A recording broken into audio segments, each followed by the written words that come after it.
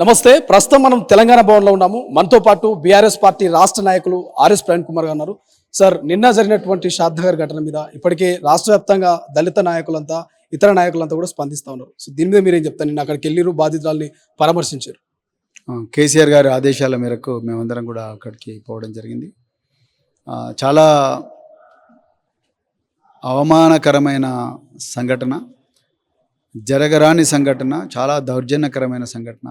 ఇంకా అంతకుమించి నేను చెప్పలేను. ఒక మహిళ మీద, ఒక దళిత మహిళ మీద, నిస్సహాయ మహిళ మీద పోలీసులు 5 రోజులుగా చిత్రహింసలు పెడుతున్నా కూడా ముఖ్యమంత్రి గారికి, హోంమంత్రి ఆయన్నే, ముఖ్యమంత్రి ఆయనకు ఈ విషయం తెలియకపోవడం అనేది చాలా ఆశ్చర్యంగా ఉన్నది.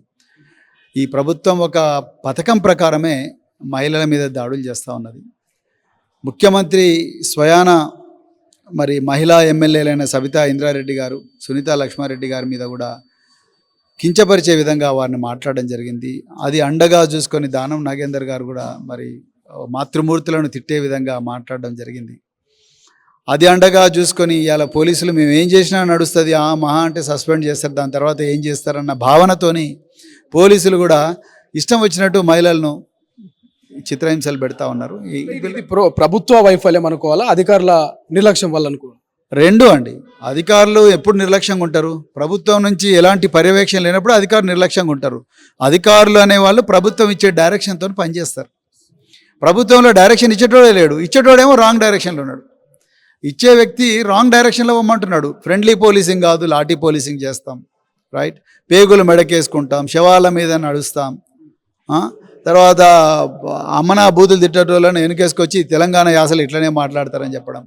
అదేవిధంగా మీరు ఆ రోజు చేయలేదా, అందుకొరకే మేము చేస్తున్నాం, వాట్ అబౌటరీ, ఇవన్నీ కూడా ఈ రాంగ్ డైరెక్షన్లో పోతున్నాయి. కాబట్టి పోలీసులు కూడా వాళ్ళకి ఇష్టం వచ్చినట్టుగా వాళ్ళు చేస్తున్నారు. ప్రధానంగా కాంగ్రెస్ పార్టీలో కొంతమంది నాయకులు అంటున్నారు, ఆ ఇష్యూ జరిగినప్పుడు మొదటగా దాన్ని వెలికి తీసిందే కాంగ్రెస్ పార్టీ నాయకులు.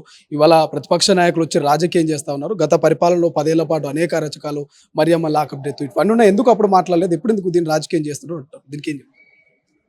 కాంగ్రెస్ పార్టీకి తెలిసిన అదొక్కటే డైలాగు, ఏమనంటే రాజకీయం రాజకీయం అంటున్నారు. అవునండి, రాజకీయ పార్టీలు ప్రజలకు హక్కులకు భంగం కలిగినప్పుడు తప్పకుండా వస్తారు. అధికారంలో ఉన్నాడు, నువ్వు పోవాలిగా. మరి నువ్వు పోయి తర్వాత వాళ్ళను ఎందుకు పోలీసు వాళ్ళను వెంటనే సస్పెండ్ చేయలేదు? మేము పోయేదాకా ఎందుకు దాచిపెట్టిన వాళ్ళను? అసెంబ్లీ జరుగుతున్నప్పుడు ఎందుకు ఈ విషయం బయటికి రాలేదు? అదేవిధంగా ముఖ్యమంత్రి అమెరికా పోయిన తర్వాత ఎందుకు రిలీజ్ చేసిండ్రు ఇది?